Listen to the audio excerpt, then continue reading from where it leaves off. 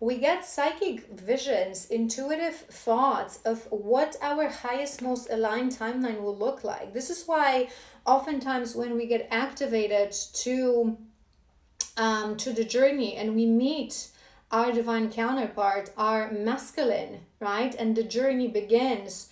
We have dreams and visions of us just being together, doing these amazing things, whether it's like just, starting a family or getting married or like cooking together or like traveling, whatever is it that's part of your path, right? But just happiness, happy times, right?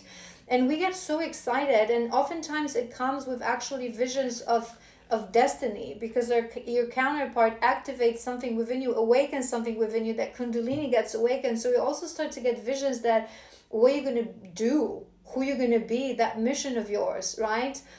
But because that's why we get so excited, and we're still bound by shadow, so we're in this longing. It's like it sounds amazing, let's do this, let's go, right? And all this love that we feel for them, and then we're faced with with rejection, with ghosting, with sometimes with betrayal, with lies, right? And we start to think to ourselves, before we yet know that we're on a journey, oh my God, I am just so silly. It was just my mind. It was just my dreaming. It was just me imagining things, right? But in reality, we have the ability, us divine feminines, true twinnies on a journey, as we get activated, you get downloads on your path. You get downloads on your love, on your destiny, on your mission, on your highest, most abundant timeline.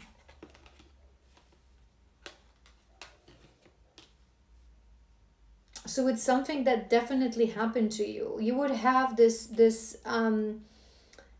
inner knowing that this is your person.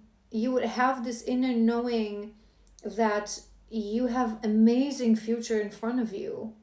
You would have this inner knowing that it's not just about your love, but you're gonna experience and achieve and accomplish great things, separately and together. Because you've connected to your higher self, and your higher self knows your path, right? We never know on this journey, we never know our timeline, we never know this. And it's such a common misconception.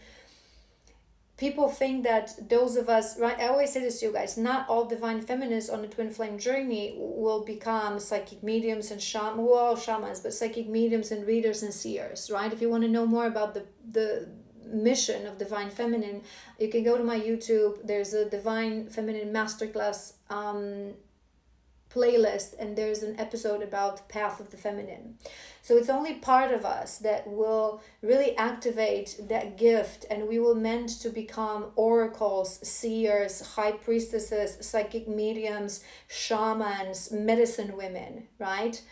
And even though we start to see things, we really get access to the quantum field, to beyond the veil, right? But we never know for ourselves. So when I read for you guys, when you come to me on session, I tap into your energy. I see cords between the two of you, right? I see your energy. So I know whether you're connected to a twin, to a soulmate, or to a karmic. I know the energy between you. And 99% of times, I get downloads from your highest, most abundant timeline. Spark just went out from my candle. And also your timeline, right? Again, that's something that we never share, because we can repeat cycles, and we have variety of roads leading to that timeline, right? So things may shift and may change. But for ourselves, for my journey, I had zero idea. People think that when we're seers, it's not just about twin flame journey, but when we are seers, right? We never see details from our own life. We can see and feel into someone's energy. When are they gonna go back to spirit realm, shed their physical body? When something pivotal is gonna change and happen for them, when they're gonna get into union. But we don't know these things for ourselves. How could we? It would defy the purpose of our own journey, right? but we get insights how it's going to look like. So we don't know the how, we don't know the when, but energetically we see our potential. And it's not meant to only inspire us, yes, but to guide us, to make us believe as things start to unfold, to make us believe. So I feel like there's a reason it came to my mind, you would have these insights, this collective. And I feel you're entering now really this moment of, because we have the Chariot and we have a Seven of Cups, we have, remember that rejection trauma. On some level you would know that there's abandonment and rejection trauma within you, that is an issue in this situation, in this in and out, that is causing so much pain. Because again, like I said, it's one of the first things that our masculines activate, that we have to heal. Usually one of the deepest, strongest wounds within the feminist, abandonment, rejection, very often time coming from father wound. And it's like, you want to do this, you want to heal this, you want to progress, but you don't quite know how to do this. You don't quite know still how to connect the dots, how things influence one on another, right? It's like you're walking a little bit blinded, they're showing me, but you're walking towards the right direction, so it's good. None of us knows in the beginning. This is why in the beginning of this journey, in the first years, you're usually being guided towards content creators, healers, to start to listen to us, to start to work with us. You are receiving also downloads and like intuitive pushes. You will be guided on this journey. You don't have to know, so don't worry about this. You really don't have to know. What you have to know, you know. You will always be shown the next step. Let's do now your masculine. Let me do it as I've done it for you. So I'm just going to pull a couple of cards from different decks. From different decks. Okay. One from this one.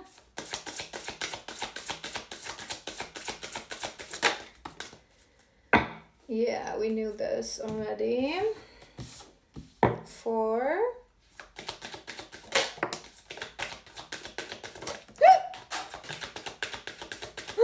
Did you see this? Oof. Explosion of emotions. I'm gonna pick these up in a moment. One more, come on. Hold on. All right, and let's do 2 of these. Whoop. One more. There you go. Aww. All right. I'm sensing a lot of confusion in this energy, right? We have keys on the ring, many options, decision. It says one night stand, camera kisses.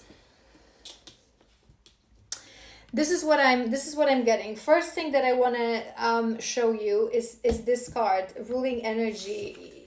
We have worthiness. We have worthiness, right? So it's always an issue with our beautiful masculines. They really don't, whether they accept it or not, whether it's conscious or subconscious. We're both, when we meet each other on this journey, we're both wounded birds. We both, sometimes, we both present because we're wearing a mask, but we just reveal each other's insecurities. We just don't feel that we're good enough for the other person, right? And I feel that you're mirroring that emotion right now because we had it within you. We have anxiety for your person as well. And that's with reminiscing. I feel like they're not sure what to do. The reason that they go in and out is not because that they consciously sort of plan this and play with you. They actually don't know what to do. They don't know what to do. There is energy of sweetness. I wouldn't go as far to say love, because remember, they deny it for a very long time. They're afraid of this word even, right? But there's a lot of sweetness. We have kisses, we have the sweetness energy. So I'm just seeing someone like closing their eyes and imagining. So maybe there is something about kissing, how you kiss. Maybe they particularly like to kiss you and they like your kisses. Maybe they even said to you that, you kiss like no other and it's so special and there's so much, emotion and spark. And spark in my candle again. Magic. In those kisses, we have passion as well, so they definitely have both this raw passion I'm hearing, but also the sweetness towards you, that it's not just wanting to like do it, but to hold you, to kiss you, to have you in their arms. But in all these emotions there is anxiety. And I feel like you're activating something within them that is making them feel about the past. It's like you're awakening certain memories. So maybe for a very long time, they haven't really been in any kind of relationship that was something more than a one night stand. Maybe in the past, they connected to someone and they have rejection at the bottom of they have rejection trauma as well. I always say this to you guys, we have same core wounds. We've been through a different setting, but same experiences. And as we heal, um, again, I always say this, watch my masterclass. It's going to be so much easier for us to chat, right? But sometimes for us, they stay a little bit behind. It's just an illusion, but we start healing first and they hold space for us as a teacher subconsciously, right? Because we cannot heal together. It will be too overwhelming when we're one soul, right? So sometimes when we are going through the third or fourth rodeo when it comes to our rejection wound and our father wound, they go through their first one, but it's like we usually mirror each other, right? So there's definitely rejection, lack of self-worth, and anxiety within them. But specifically, I feel that you're activating certain emotions within them. So perhaps this person in their first love experiences, and with first love, first time they really connected to someone, they really went through a lot of pain, betrayal even, I'm hearing, and disappointment. And from that point, it happens a lot with the masculines, and from that point they sort of locked their heart, and they only been connecting on a shallow level, one night stands, romances, and like just like very physical, right?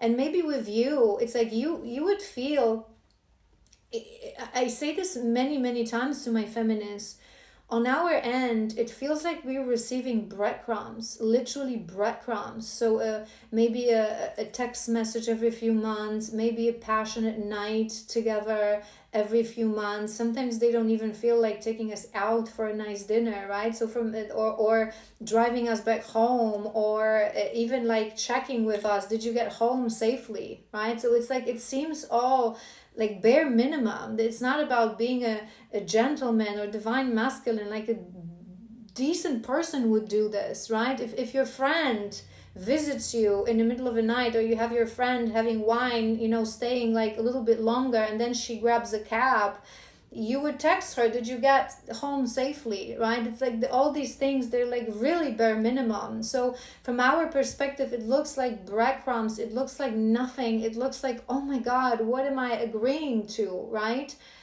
But they are so wounded that what they're giving us is so much to them. It's so much. So if your person is someone that in the past years, they only connected to other women on a level of one night stand, like a hookup from a bar, and then like I go to your house, I don't even sleep over, bye, right?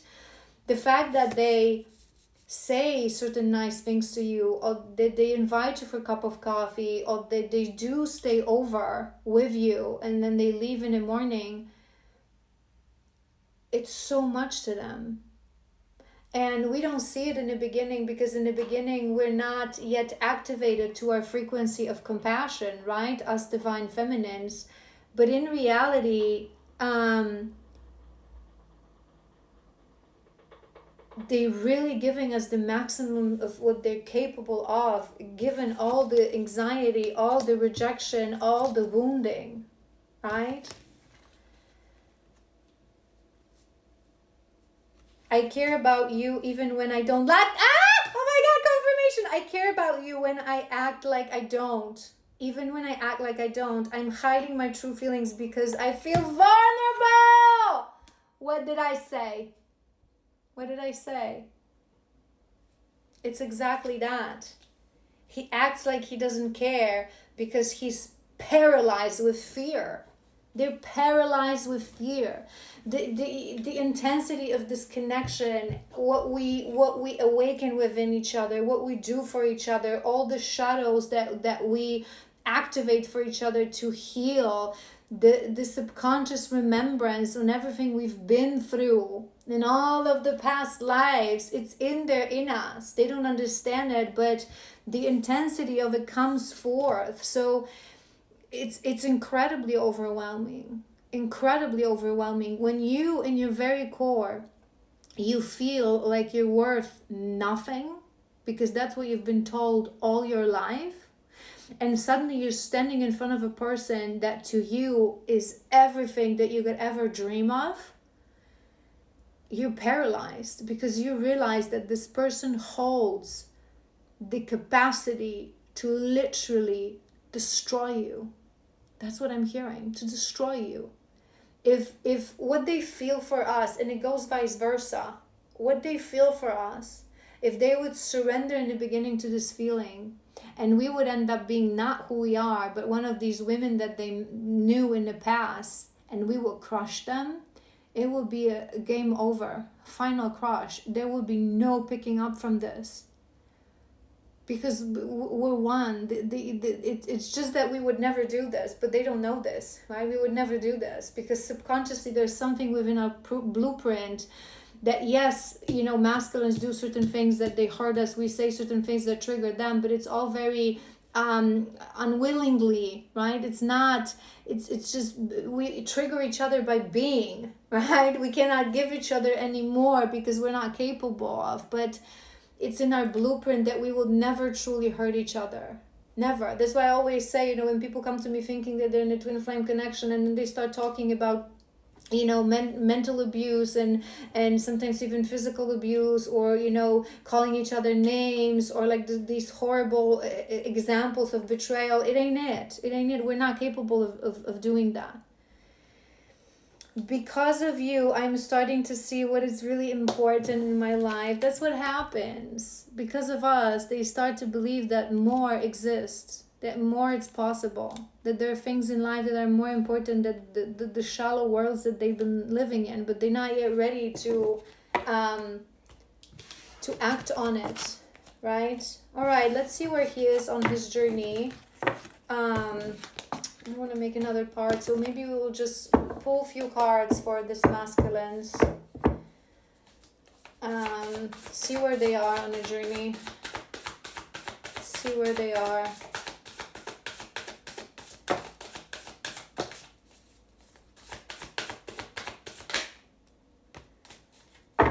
All right. Victim mentality. Need I say more? Need I say more? He feels like he's a victim of cruel fate. He feels like only bad things happen in life. This is not a mindset that believes in magic. This is not a mindset that is ready to accept that. It's too good to be true. It's too good to be true. It's easier to blame others. It's easier to blame fate. It's easier to think that this is just the way it is than accept that there's something within me that I would need to course correct in order for these things to happen. We have eliminate distractions. I feel like this person is right now, it's a coping mechanism. I'm hearing the distraction. So they would be in this mindset that they never stop, they never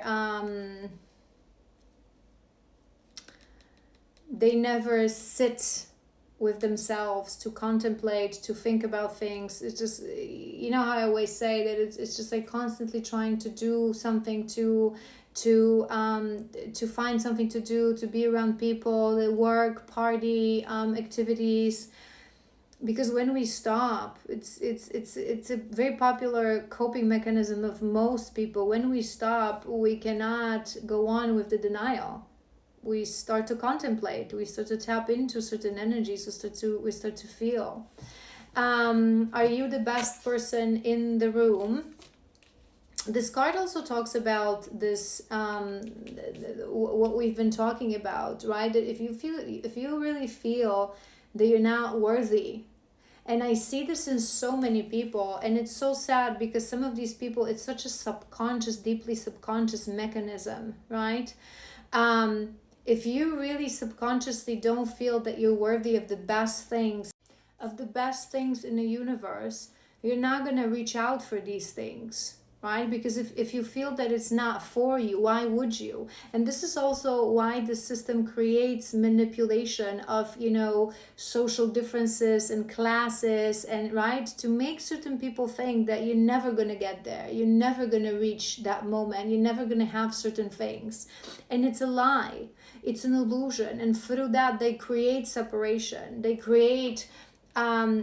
kill off the empowerment within us. And many people subconsciously feel, especially, there's a reason it's coming to my mind, especially if they were born in certain countries, or in, for example, in a family that would struggle, or family of hustlers, right?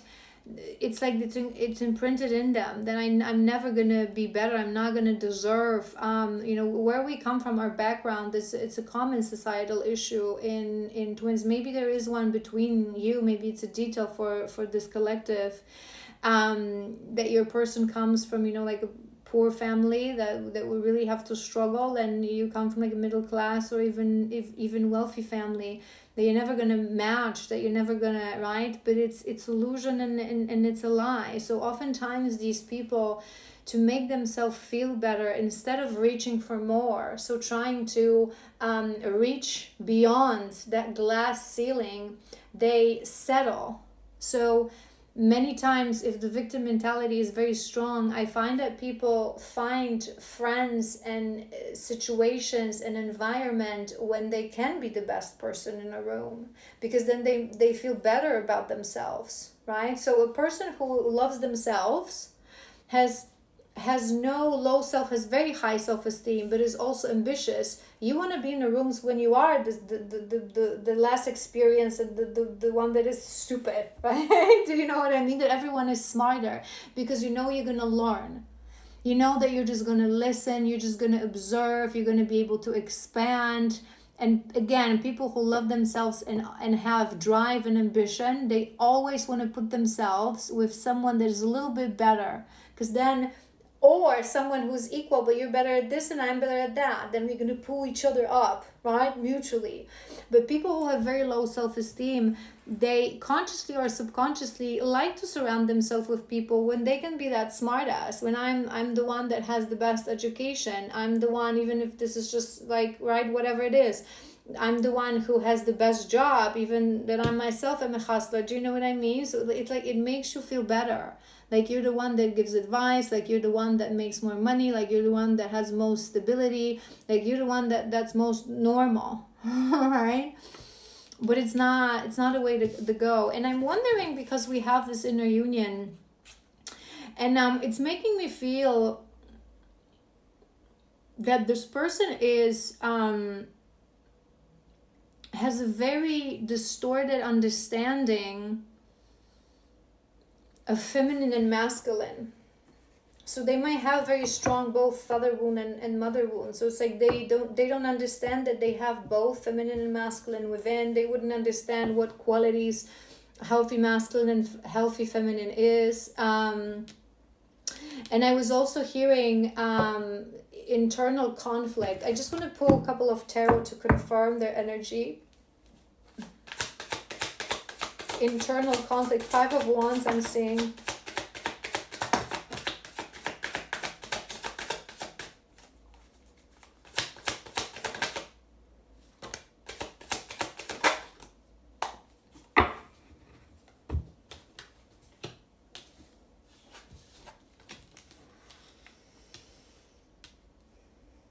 You guys, this is actually very nice energy. It's like it's really surprising, because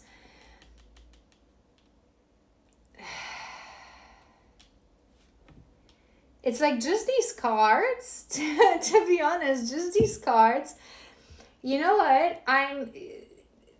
this person is obviously is not someone that is ready for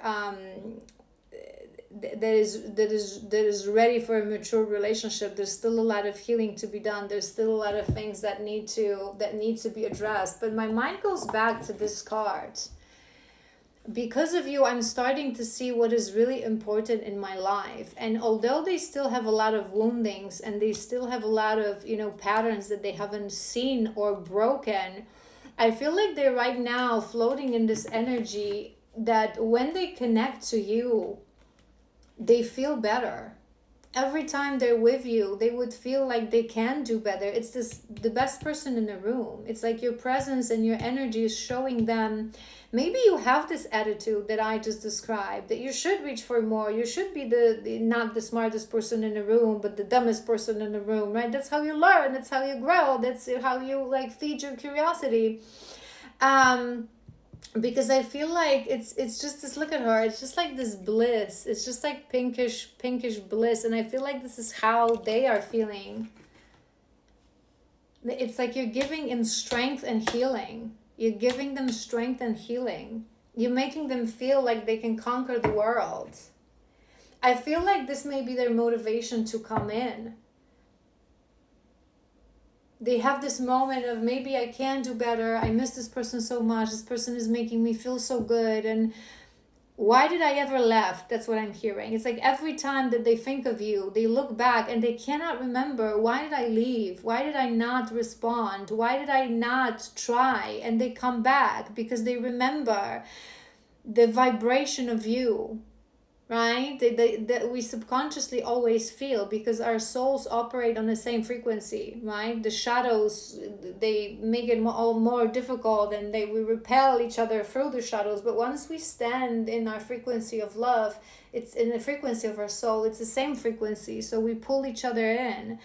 But I feel like, they feel this pull towards you, and they start to remember that I feel better when I am with this person. I feel stronger when I am with her. I feel like I can achieve anything, like I'm at the top of the world. She's so different than anyone. I really start to connect to something more than just this physical world, and physical also intimacy and shallowness, that there's more. It's just softness within them that they haven't felt in a very long time. The emotion, the kisses, the softness. Maybe you have a very soft side, but then they really genuinely want to come in. They really genuinely want to be with you, and they really genuinely don't remember, why did I ever leave? And then as they come in, it's the armor, it's the shadows. You start triggering each other unknowingly, because this is our karmic contract. This is what we do. This is what we have to do. This is what must happen. It's part of this journey. It's part of this journey. And they get overwhelmed. And that's why they leave. That's why they disappear. It's like they see you on such a pedestal, and there's such a glow of the energy, but the glow illuminates their own shadows. So it's like, I don't remember why I've ever left, why I ever stopped talking to her. And then they run to you, and then they're in front of you, and they're like, oh my God, I am no one, and this woman is just like this bunch of amazingness. What was I thinking? And the fear comes through. And the fear comes through. All right, my angels. I hope this was helpful. If you were watching just to, watch, because many feminists do that, check yesterday's collective, check tomorrow's. I think I have 5 divine collectives, so I'll do 3 more to do that, divine feminine, divine masculine check-in. This collective surprised me a little bit. There's so much potential and beauty in this masculine, in all of them. Truly in all of them. It only shows, it's the purpose of this journey, that we can show to people how much we can be wounded, and how us ourselves, we're the blocker between us and our greatness, and that we really can overcome these things when we put in some work into ourselves. Yeah, I love you so incredibly much, and I will see you tomorrow.